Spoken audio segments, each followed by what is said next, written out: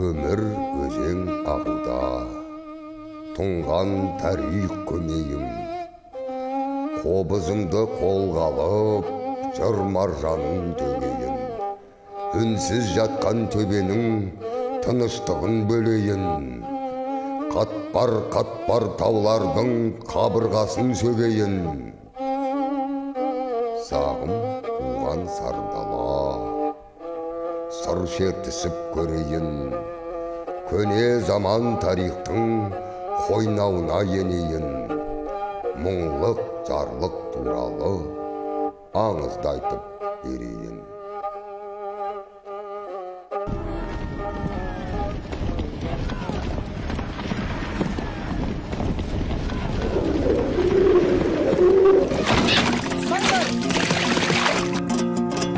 Atыңдар! Әлекей, атыңдар, ат! Атыңдар!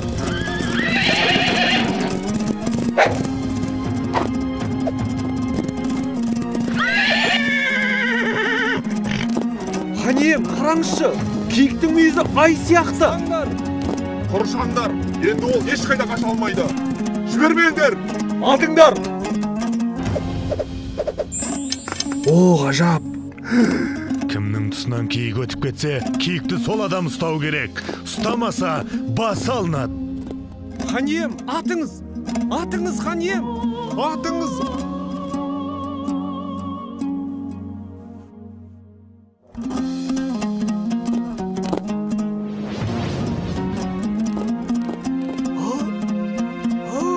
Енді не болар екен? Айтқаным айтқан, өзім қуып жетемін.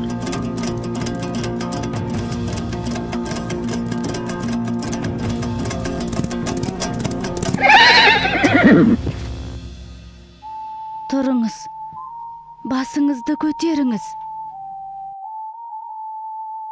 Сен кімсің? Осы маңда тұратын балықшыңның қызымын. Атың кім? Ханшайым.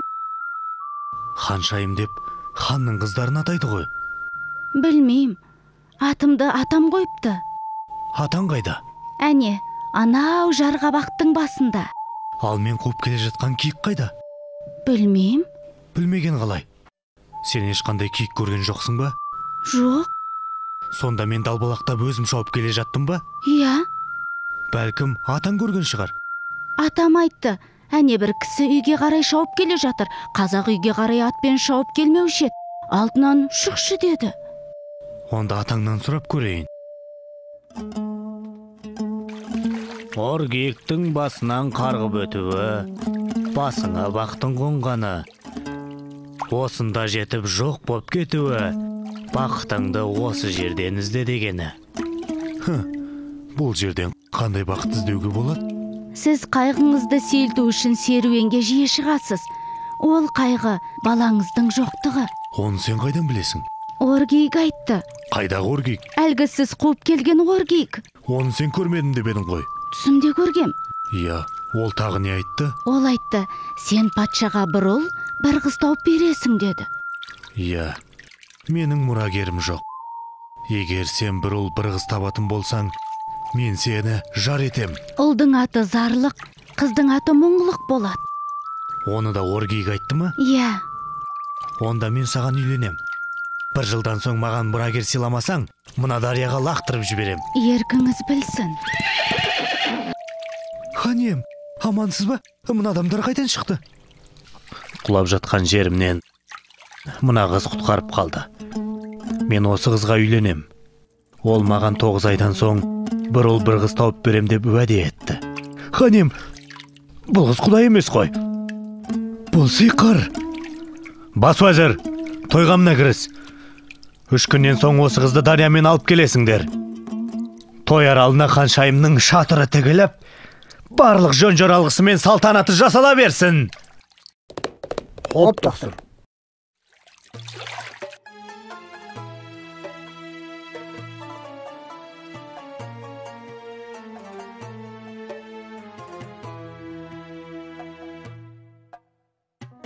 Хан иеміз бәрімізді қорлап тағы бір әйел алмақшы.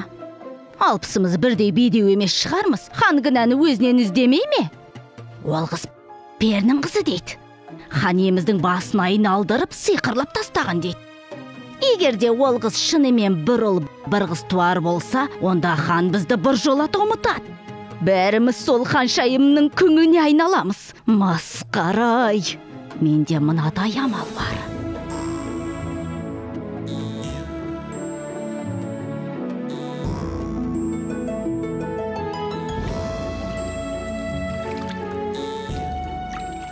Қандай әдемі шатырлар, қандай әдемі. Олар сенің құрметіңе тігілген. Анау ортадағы үлкен шатыр сенің отауың. Менің шатырым, ал анау жағада тұрған кімдер?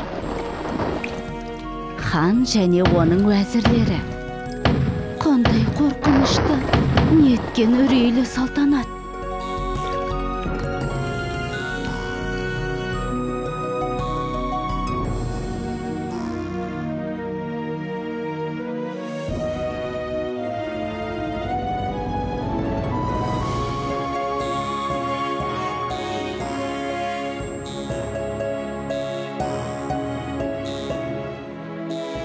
Алпыс әйел ханшайымның қолынан сүйіп шықсан.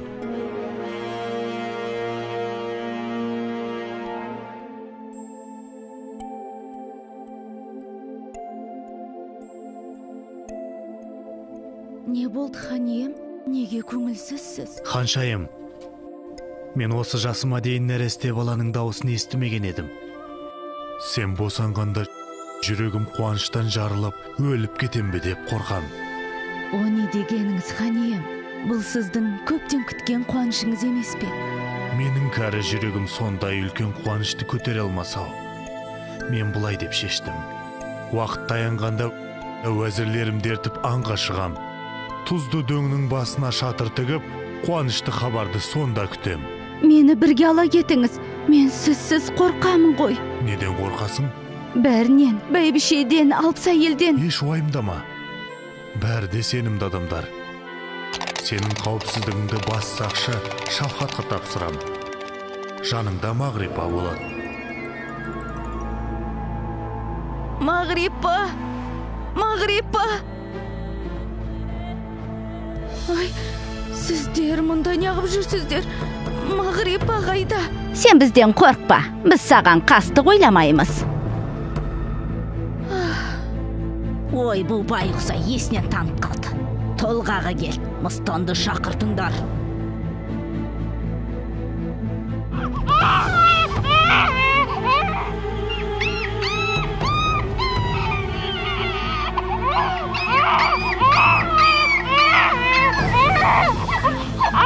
Ал мыстан шешей, енді мыналарды тез дарияға лақтырып жібер.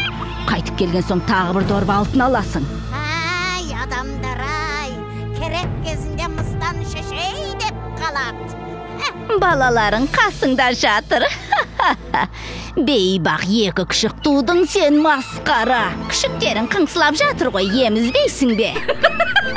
Мен баланың жылаған даусын естігем. Сендер қастандық қылдыңдар. Күшік туды, масқара, күшік туды.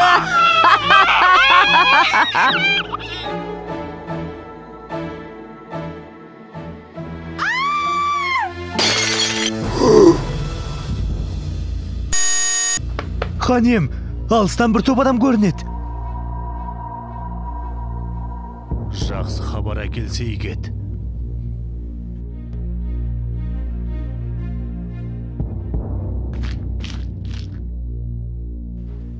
Неге үндемейсіңдер?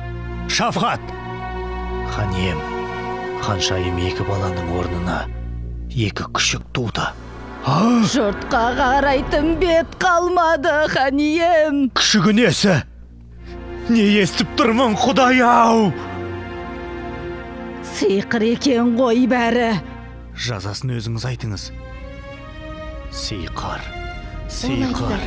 Сен патшаға бір ұл, бір қыз тауып бересің деді. Ұлдың аты зарлық, қыздың аты мұңлық болады. Күшіктер. Жазасын сендер айтыңдар. Өлім. Өлім. Өлім. Олай болса, Ханшайымды екі күшігімен жолбарыс пен жыртқышаңдар мекендейтін қайтпас аралына апарып тастаңда.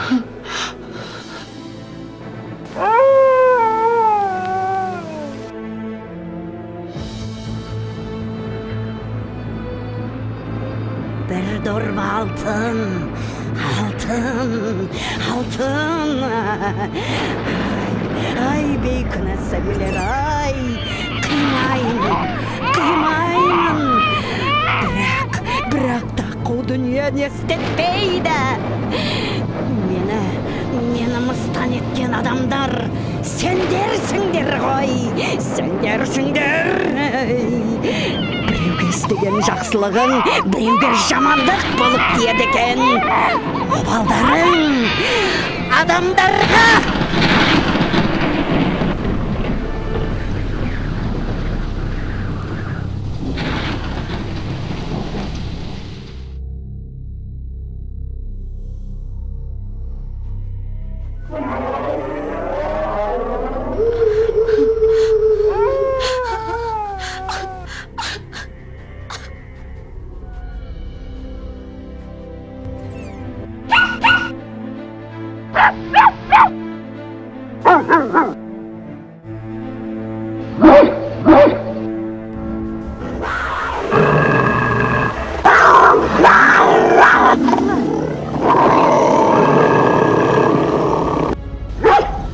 Ей, арланым-ай, мені қорғаймын деп талай жараландың ау.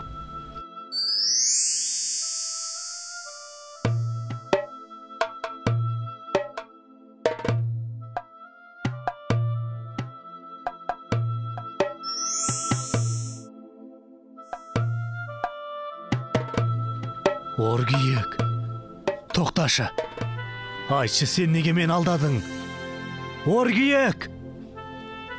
Оргиек, қайдасың?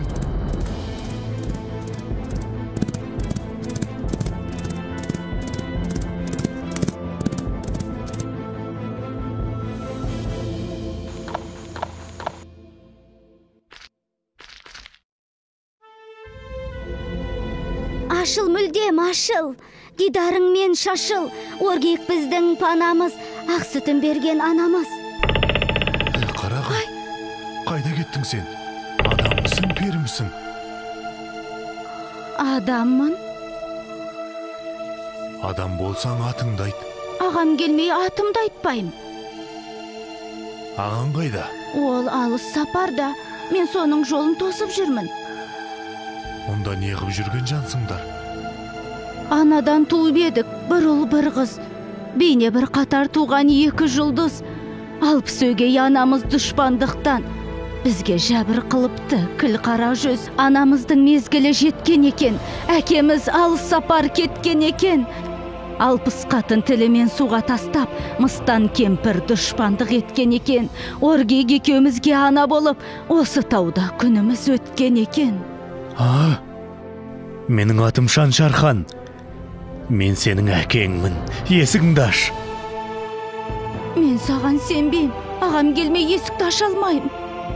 Ағаңның аты кім? Айтпайым. Онда мен айтайын. Ағаңның аты Зарлық, ал сенің атың мұңлық емес пе? Анаңның аты Ханшайым. Бәрібір сенбейм. О, қасиетті аймезді Оргиек.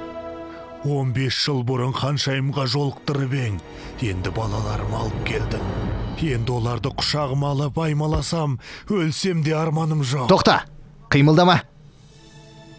Менің жоқ екенімді біліп, қарындасымды ұрлағалы келген адамсың ғой. Айт шыныңды, бұл жерде неғып жүрсің? Мен осында Оргиек алып келді. Оргиек біздің панамыз, ақ сүтін берген анамыз. Сен Зарлықсың ғой.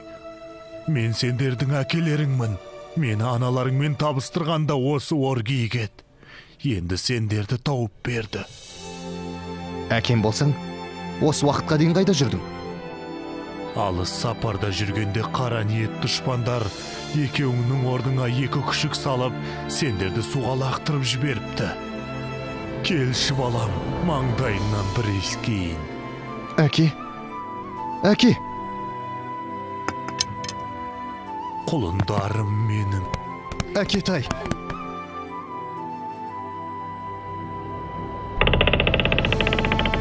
Әке, Құлыншақтарым менің. Құлындарым менің.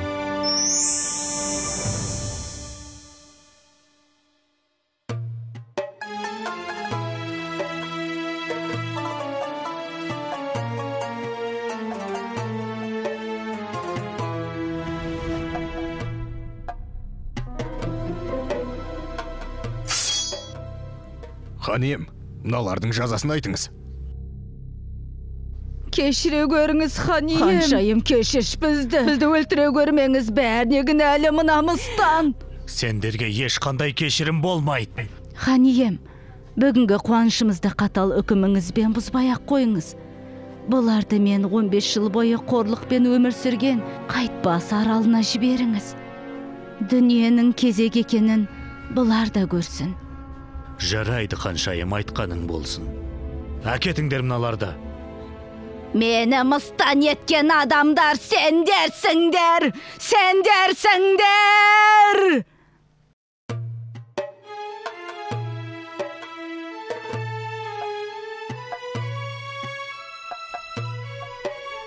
Аңыз әлде ертегі осылай сыр шертеді. Шаншархан мен ханшайым мұңлық зарлық кешегі сағасында арыстың өткен екен деседі. Туған жердің тарихы жүрсін әркез ойында, аңыз түбі ақиқат екендігін мойында. Ескі зират әлі тұр Сырдария бойында. Ақ пен қара күресі бітпейтіні жайында, сабақ алып жас ұрпақ ақылға сап пайымда.